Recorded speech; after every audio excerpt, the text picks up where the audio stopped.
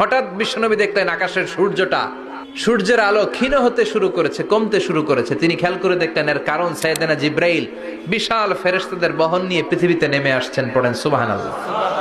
এসে বললেন, ইয়া রাসূলুল্লাহ, আমি 1,40,000 ফেরেশতা নিয়ে নেমে এসেছি। আপনি কি জানেন না, ঠিক একটু আগে মদিনাতে আপনার এক প্রিয় সাহাবা, তার নাম হচ্ছে মুআবিয়া ইবনে মুআবিয়া আল মুজানি, একটু আগে শেষ নিঃশ্বাস ত্যাগ করেছে।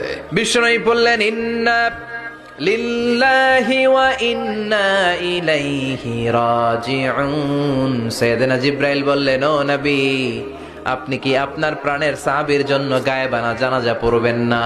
বিশ্বনবী বললেন, অবশ্যই পড়ব। সাহাবীদের মধ্যে ঘোষণা দিলেন, ও সাহাবারা, তোমাদের ভাই মুআবিয়া ইবনে মুআবিয়া আল মুজানি কিছুক্ষণ আগে মদিনাতে ইন্তেকাল করেছে।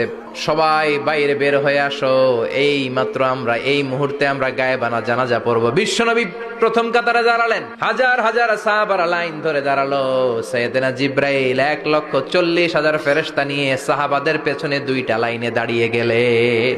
প্রথম লাইনে 70,000, দ্বিতীয় লাইনে আরো 70,000, 1,40,000 ফেরেশতাদের বহর। আর সাহাবারা মিলে আল্লাহু আকবার বলে গায়েবানা জানাজা শুরু করলেন। নামাজ শেষ। বিশ্বনবী তো অবাক, ঘটনা কি? কোন সাহাবীর গায়েবানা জানাজায় তো ফেরেশতা নামে না আকাশের উপর থেকে। বিশ্বনবী জিজ্ঞেস করলেন, জিব্রাইল, কোন সাহাবীর গায়েবানা জানাজায় তোমরা আকাশ থেকে এত ফেরেশতার বহর নিয়ে নামো নাই? কি এমন আমল করেছে আমার মুআবিয়া? কি এমন ভালো গুণ ছিল, ভালো আমল ছিল, যার কারণে আরশের উপরে তার এত সম্মান? সাইয়েদনা জিব্রাইল বললেন, নবী, তেমন কোনো বড় আমল নয়, ছোট্ট একটা আমল, কিন্তু আমলটারে ভালোবেসেছে কে?